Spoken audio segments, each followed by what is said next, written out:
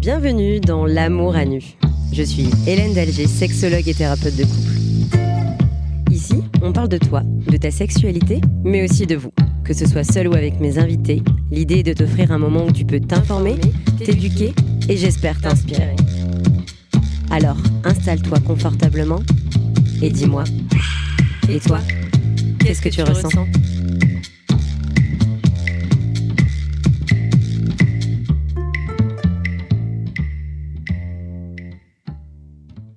Un Français sur 4 ne fait plus l'amour avec son ou sa partenaire.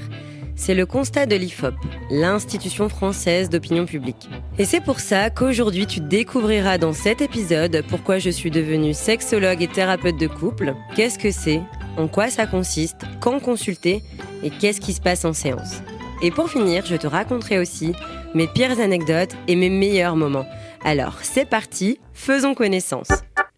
Je suis Hélène Dalger, thérapeute de couple et sexologue. Basée à Genève, je fais également des consultations en visio. Souvent, on m'a demandé « Mais pourquoi t'as décidé de faire ce métier ?»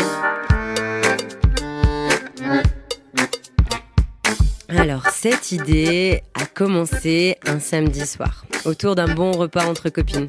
Vous savez, ce genre de soirée où on refait le monde. On parlait de tout, mais surtout de nos relations de couple ou de célibat d'ailleurs.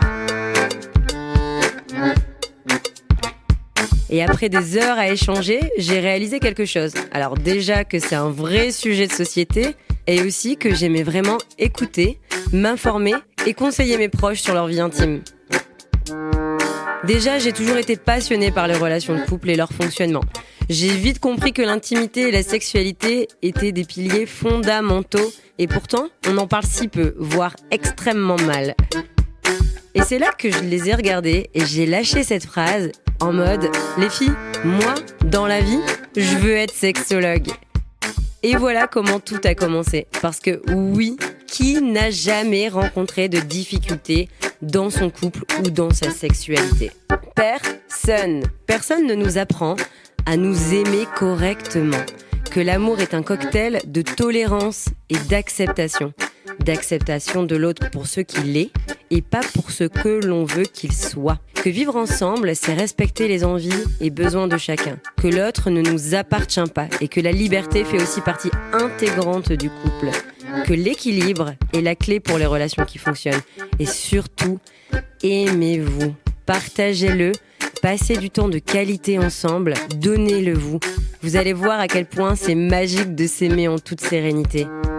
Et pour ce qui est de la sexualité, t'en as entendu parler, toi ? C'est l'un des sujets les plus tabous en France avec l'argent. Comment peut-on apprendre à se connaître sexuellement si on ne nous explique pas ? Comment peut-on savoir ce qui nous fait du bien ? Connaître nos limites et ceux des autres aussi ? Qu'est-ce qui nous fait plaisir ? Ou au contraire, qu'est-ce qu'on n'aime pas ? Est-ce que je fais bien ? Est-ce qu'il ou elle aime bien ? Oh, et puis non, et puis j'en sais rien. De toute façon, j'en ai même pas l'impression. Je préfère ne plus faire d'ailleurs. Quelle est la bonne fréquence, tu penses, toi ? Tu l'as pas fait depuis combien de temps ? D'ailleurs, est-ce qu'il y a vraiment une bonne fréquence ? Ah, nous, en tout cas, c'est la folie. Moi, je sais pas si j'ai déjà eu un orgasme. Mais je pense que oui. Je pense que peut-être une fois, oui. Oui, j'en suis sûre. Ah oui ? Mais c'est quoi exactement un orgasme ? Moi, mon ex, ça avait duré hyper longtemps. Moi, mon ex, lui, ça avait duré plus longtemps. Ouais, je suis vraiment désolée, mais je suis sûre que je ferai mieux la prochaine fois. Voilà, c'est un peu pour tout ça que je suis devenue sexologue et thérapeute de couple. Être sexologue et thérapeute de couple, c'est un accompagnement face à des questions ou des difficultés relationnelles et intimes. Bien sûr, il est également possible de consulter lorsque tout va bien. C'est même conseillé d'ailleurs.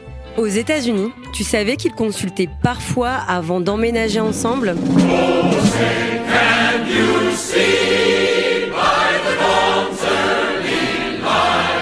Cela leur permet de discuter de leurs envies, de réfléchir à ce qu'ils peuvent mettre en place pour y arriver, d'anticiper les obstacles et de mieux comprendre en quoi la relation de couple les engage. Ils sont vraiment forts, ces Américains. En tout cas, en tant que sexologue, on rencontre souvent les mêmes problématiques.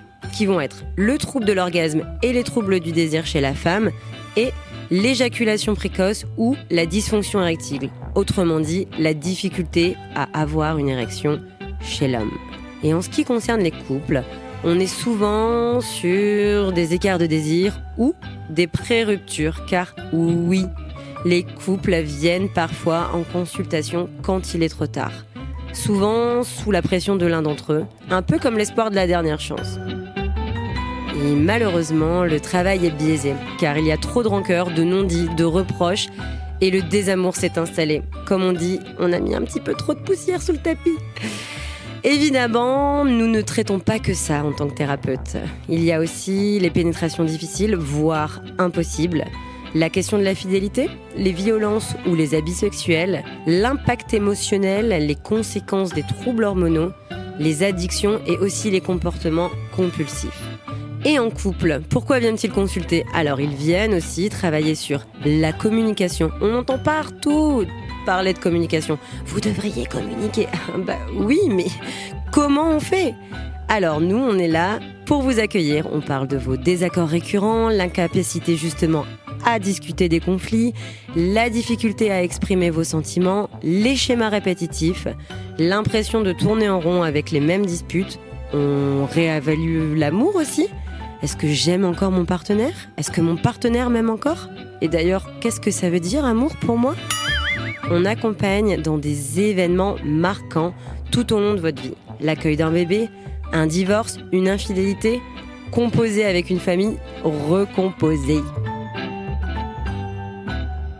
En fait, voilà, c'est un peu tout ça d'être thérapeute et sexologue. Nous sommes des professionnels qui accompagnent des individus et des couples à travers des problématiques du quotidien en adoptant une approche nouvelle, authentique et sans tabou.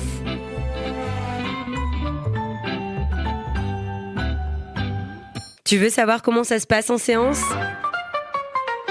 Ok, alors, lors de notre première séance, on commence ensemble par définir vos objectifs. On pose clairement ce que vous attendez de la thérapie. C'est un moment clé pour établir une direction. Et ensuite, on fait connaissance. Tu sais, c'est un peu comme si on faisait le 360 degrés de ta vie.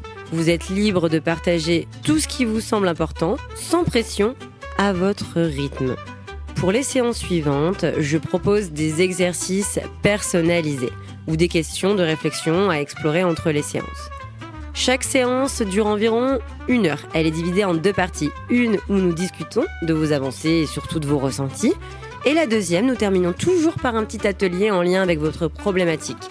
C'est vrai qu'on s'est vite rendu compte que pour discuter des sujets un petit peu compliqués, la plupart des gens aiment être dans l'action. Donc voilà, nous te proposons nos petits ateliers. L'objectif est de vous accompagner avec bienveillance dans un espace où vous pouvez vous sentir en toute confiance et avancer surtout à votre rythme. Et comme je te l'ai promis, aujourd'hui je vais te raconter le pire comme le meilleur. Alors on va commencer par le pire et là je m'adresse à vous messieurs, car oui, pour le moment cela ne m'est arrivé qu'avec vous. Mais dis-moi pas que c'est pas vrai! Vous le savez peut-être, mais je pratique également mon métier en visio. Et avec le temps, j'ai pris une décision qui était importante pour moi. Je ne prends plus de consultations de dernière minute, soi-disant urgente.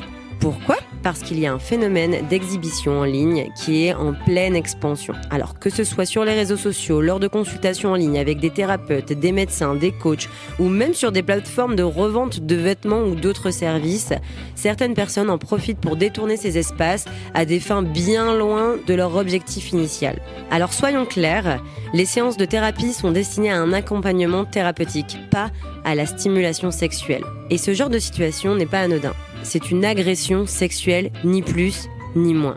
Ces comportements peuvent être profondément perturbants et traumatisants. Et ça me semblait important d'en parler afin que vous puissiez aussi vous protéger ou en discuter avec un professionnel si vous en ressentez le besoin.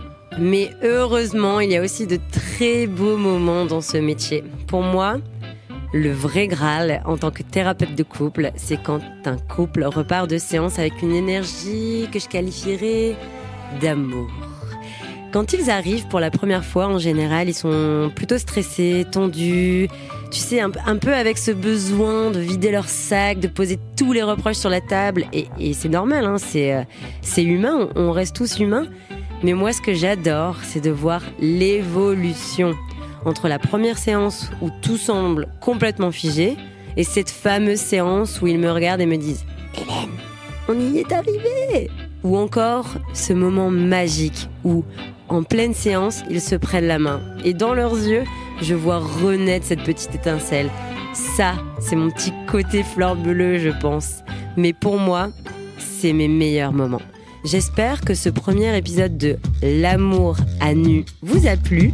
Et on se retrouve très vite. En attendant, n'oublie pas de penser à... Et toi, qu'est-ce que tu ressens ?